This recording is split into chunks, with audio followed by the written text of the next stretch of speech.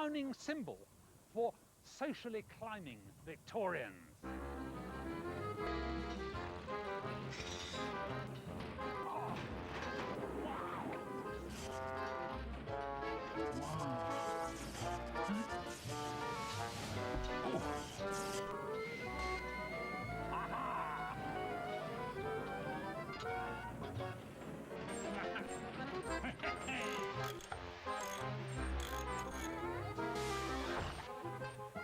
Know your place, boy.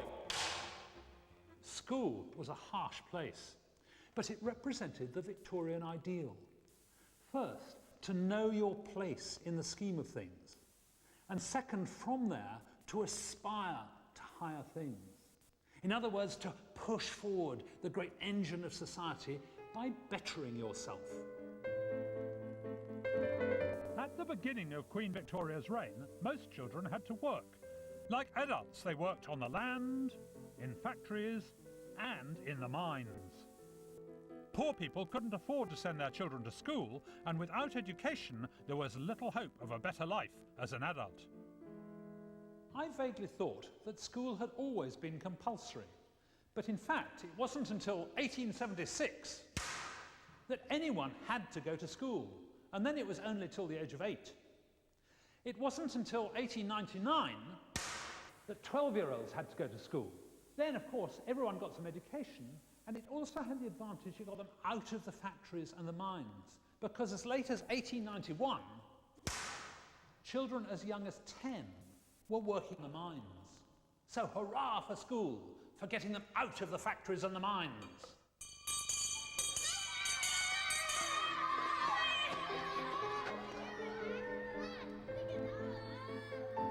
Today, it's not only education that we take for granted. We expect to be able to stay healthy and clean. We expect to eat food that is safe and live in houses with heating and water. But for the early Victorians, life was very different.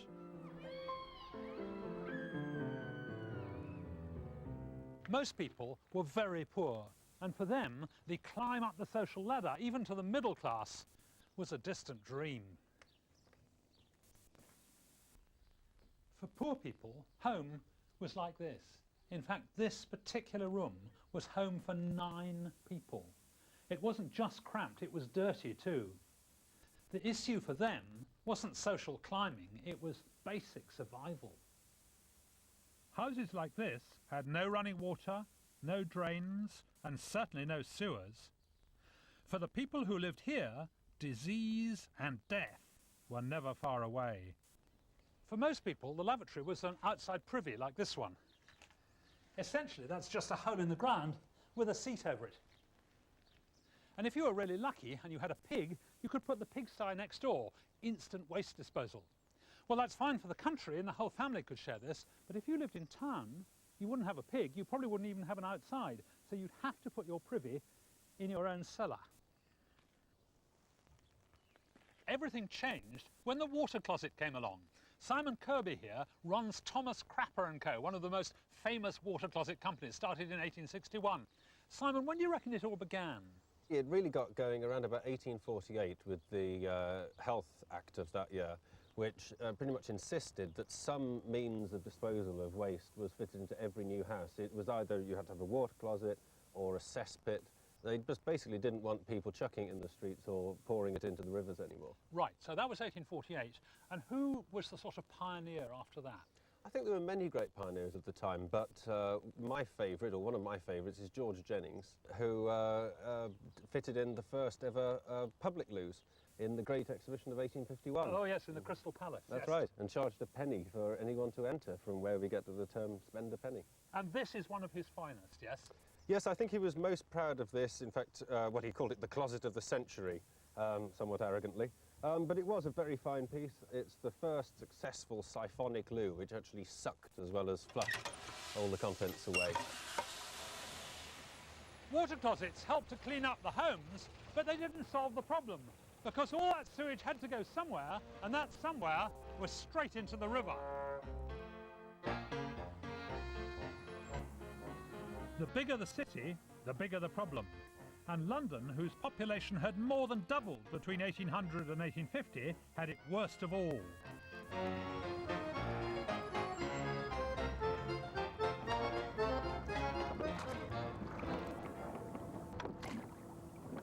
The great scientist Michael Faraday took a trip on the river in 1855 and was appalled at the smell and the colour of it. He called it a fermenting sewer, and he decided to do a scientific experiment to see how bad it really was. So every time they came to a bridge, he took a piece of white card, like this, and he tore off some pieces about an inch square. And then he moistened them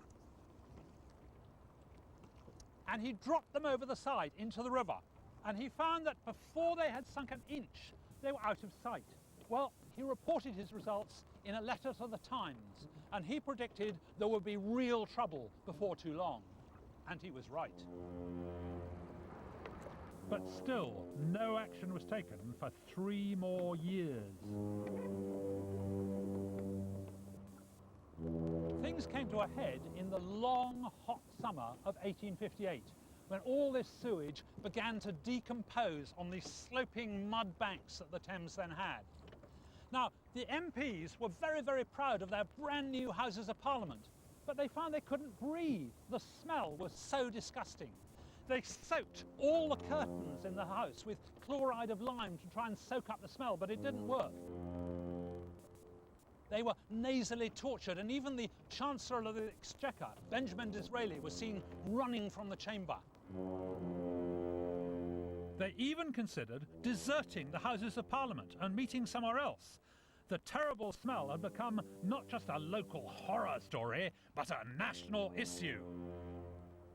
But eventually they debated the Great Stink in Parliament, and they decided to give £3 million to the Metropolitan Board of Works and tell them to sort it out.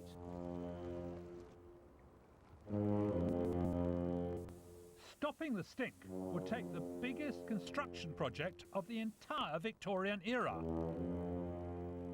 And the driving force behind it was to be an engineering genius called Joseph Bazalgette.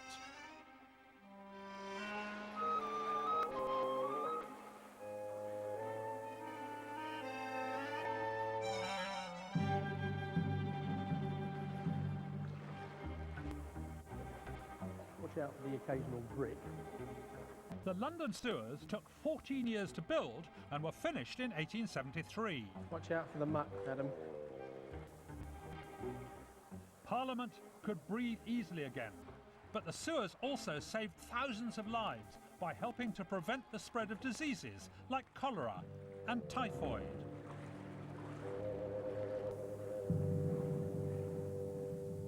Now, tell me about the building of these sewers. It must have been a colossal project. 82 miles of sewers were built of approximately 2 metres in diameter on average, as well as pumping stations and other works. They employed about 20,000 people for most of the time, yeah. Gosh. I mean, the brickwork in itself, unbelievably complicated, isn't it? The quality of brickwork was dramatically improved by Bazalgette and the railway engineers in the 19th century, who were looking to get big structural improvements in the way brick was used. Well, let's go and wade upstream a bit and see what we can find out here. Bazalgette was an innovator. He used new engineering techniques to build brick tunnels that are as sound today as they were 150 years ago. So, Ben, is this original Bazalgette brickwork, is it? Indeed, it is. It looks in really good nick. It's in very good condition. We could repoint it, but in fact it isn't really necessary. The structure of this brickwork is completely sound. Bazalgette used a revolutionary construction technique. Most of the sewers are built of brick, but between them is not ordinary lime mortar, which was the normal practice, but Portland cement.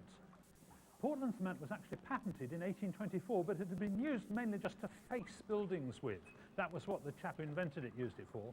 And Bazalgette reckoned it would be better down here because it sets even underwater and steadily gets harder with time. So all of this is Portland cement. Bazalgette was a man of incredible foresight. He didn't just build a system that would cope with London's needs in the 1850s, but predicted that the city would continue to grow. So he deliberately made the whole system larger than he needed, and it still provides the backbone of London's sewage network today.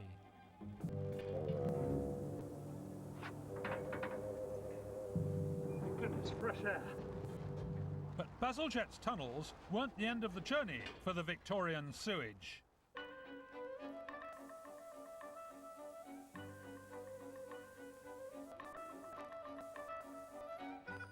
Most of Bazalgette's building work was underground, but when he had a chance to build above ground, he really let himself go. Look at this fantastic building.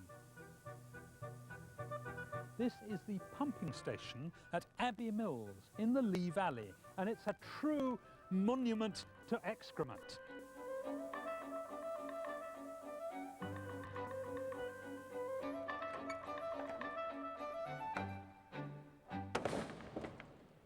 So the only point of this enormous pumping station was to lift that sewage up 42 feet, 13 metres, so that it could carry on flowing downhill all the way out of London to Beckton, where it went into the river.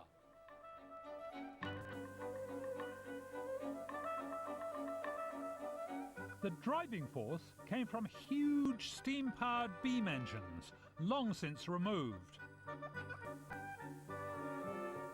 In Victorian days, the effluent remained untreated, but at least it could flow safely into the sea. It's wonderfully Victorian. Every whim has been indulged, more like a temple than a place for shifting excrement.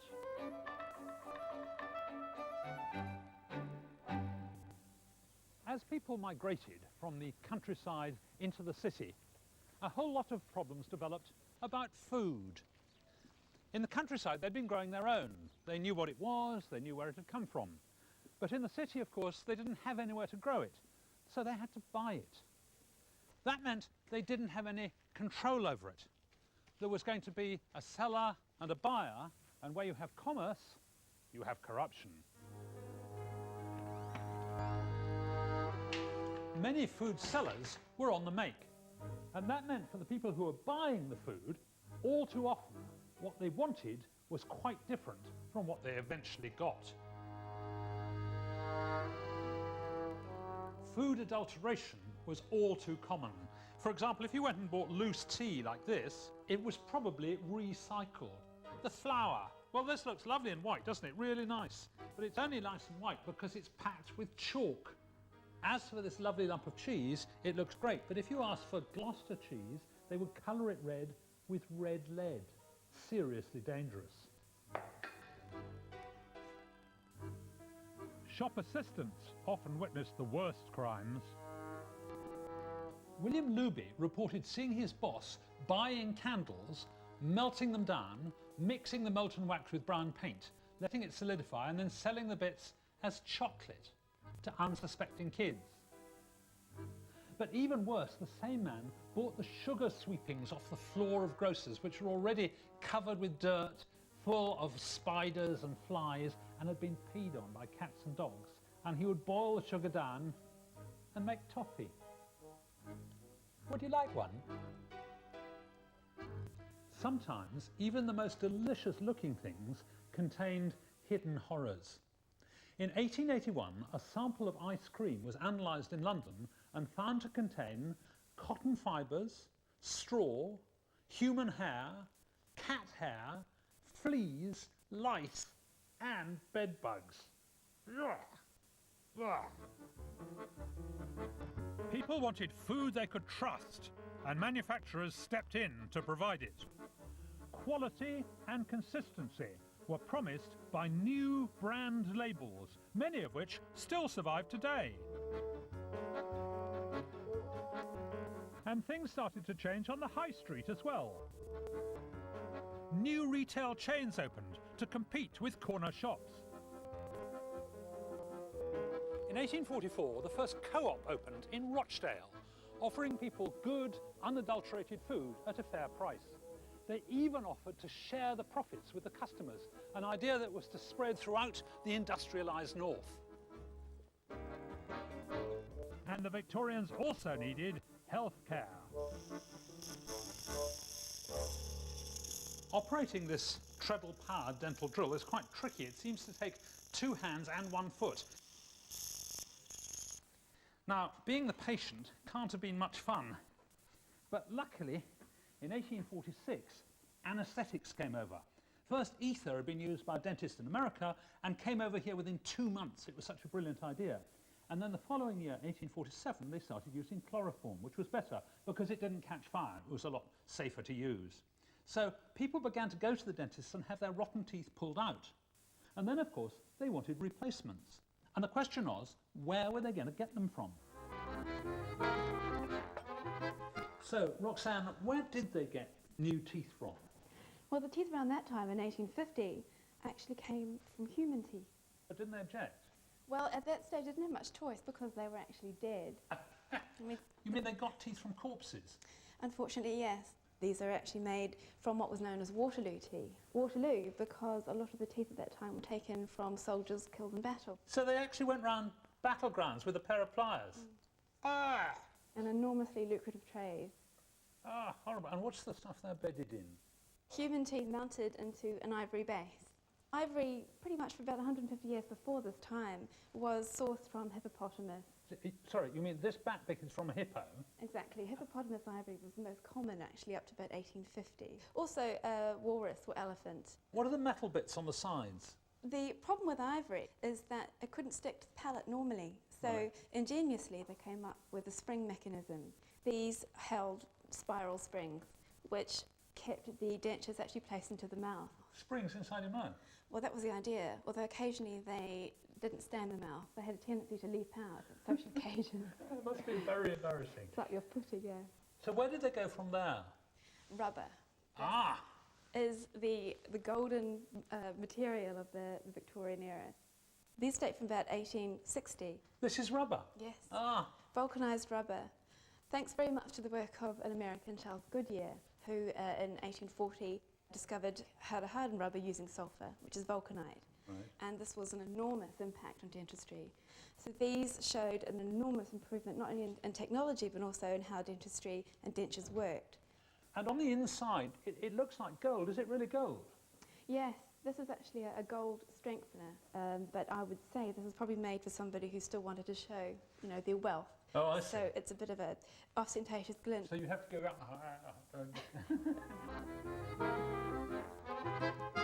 Of course, if you fell ill, there was no NHS or anything like that, and only rich Victorians could afford to pay for a doctor. Ordinary people would come here to the chemists to buy all kinds of cure-alls. One popular drug was perhaps too effective for its own good: opium. Good morning, ma'am. Good morning, sir. Could I have a pennyworth of your finest, please? Thank you Thank very much. sir. Good day Thank to you. you. Getting hold of opium was as simple as that. The trouble was that people were taking it for pain relief, but they had no scientific knowledge about the dangerous side effects, and so they were just taking it on a trial and error basis. There was a lot of error, and it was sometimes deadly. In England alone, between 1836 and 1839, 30 children died when their mothers gave them opium to soothe their teething pains.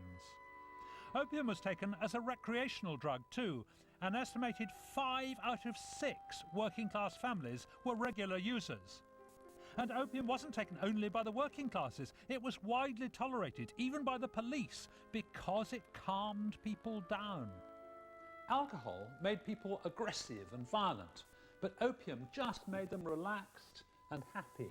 And it also induced amazing visions. It's been suggested that some of the bizarre ideas in Alice in Wonderland were actually inspired by opium-induced hallucinations.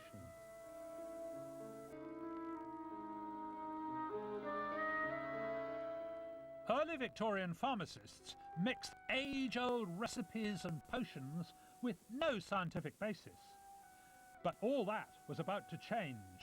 By the end of the century, a chemical industry had been established and medicines had become much more scientific.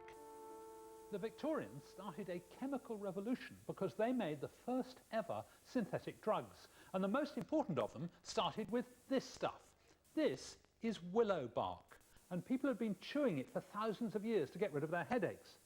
Well, chemists eventually discovered that the active principle was stuff called salicylic acid. But it tasted horrible and made people sick. So chemists took to the labs to make it more palatable. Finally, they came up with this, aspirin. The most widely used drug ever.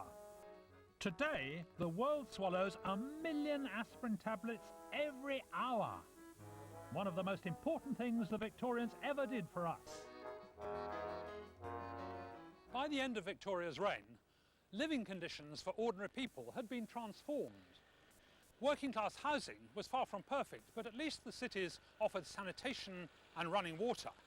At the same time, a new educated middle class had arrived, window shopping consumers who were upwardly mobile, and at the very top stood an elite of nouveau riche, bankers, engineers and industrialists, living proof that ordinary people could amass fortunes that rivaled those of the aristocracy. If you had money, the great thing was to flaunt it, to show what a man of the world you were by displaying every trophy you had. These Victorians were always keen to keep ahead of the Joneses, and what better way to impress your friends than through an expensive pastime? Billiards was very popular with the Victorians. Oh, people had been knocking balls around on tables for ages, but it wasn't until they had rubber that they could make really good bouncy cushions. So this sort of table only became available about 1850. The trouble was it was very expensive in elephants. They made billiard balls out of ivory, and by 1864 they were having to shoot 8,000 elephants every year just to supply billiard balls for the English. Luckily, in 1869, John and Isaiah Hyatt came up with a brand new plastic called celluloid, and they were able to use that to make billiard balls. It did occasionally explode when you hit them too hard, but it was very good stuff, good news for the players, and very good news for the elephants.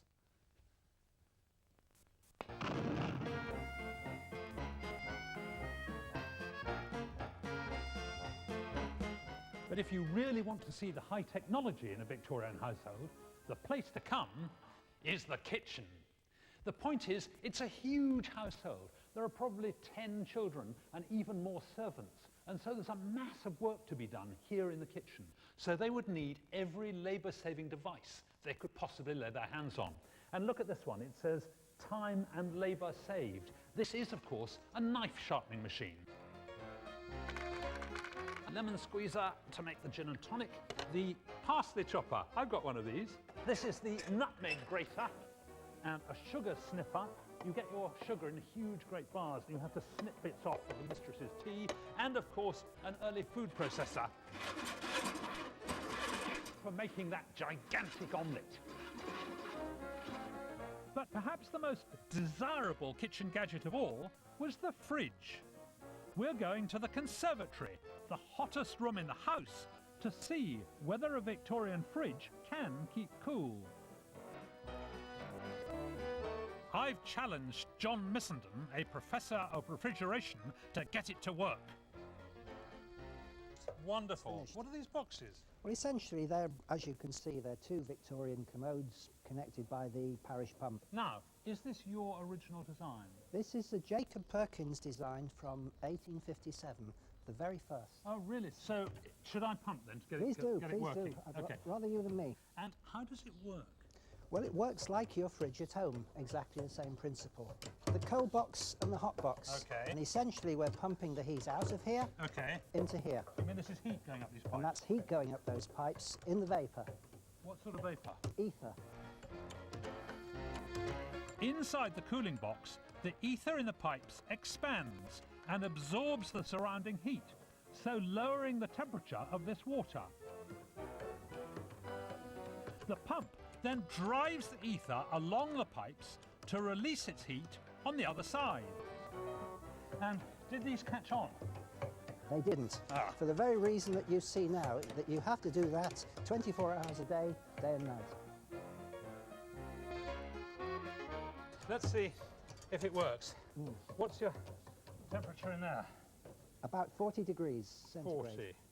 Well, mine is 26. Well, it is working. It's working. It's only going to take 2 days to get an ice cube, isn't it? Yes. That's fantastic. Technology invaded every room in the house, but my favourite gadgets are in the bathroom.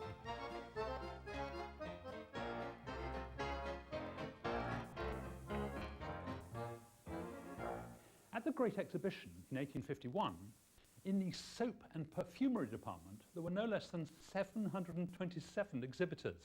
And 2 years later, 1853, William Gladstone reduced the tax on soap from 50% to nothing, so soap became cheap and desirable. However, the great technological advance that I love best came later in the 1890s, in shaving. Now, most people were still shaving with terrifying cutthroat razors like this, which I wouldn't dare use. The safety razor had been invented, but wasn't yet a great success, until the spring of 1895, when a chap with the unlikely name of King Camp Gillette invented an entirely new system. And this was it, the disposable razor blade. Because up till then, it was very difficult. You had to resharpen your razor frequently. This was the first time ever that somebody had made something to be disposable, to be thrown away. And it was a fantastic success. It changed, well, the way we think about the world. We now have disposable razors, disposable pens, all sorts of disposable things. But this was the first, the razor blade, King Camp Gillette, 1895. In their unending search for self-improvement, for health and cleanliness, the Victorians patented hundreds of thousands of inventions. But for me, there's one clean winner.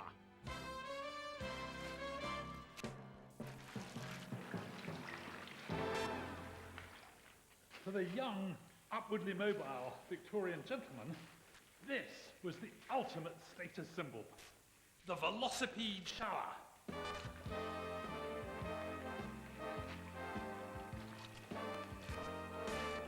In less than a century, Victorian technologies had transformed homes and improved the lives of both rich and poor. Oh, delicious. And the wonderful thing about this piece of apparatus is it allows a chap to get fit and get clean at the same time. Magnificent machine. No home should be without one.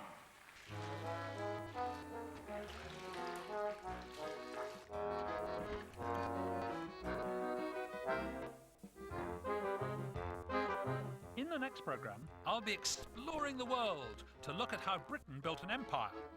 And I'll also be investigating some strange methods for predicting the weather.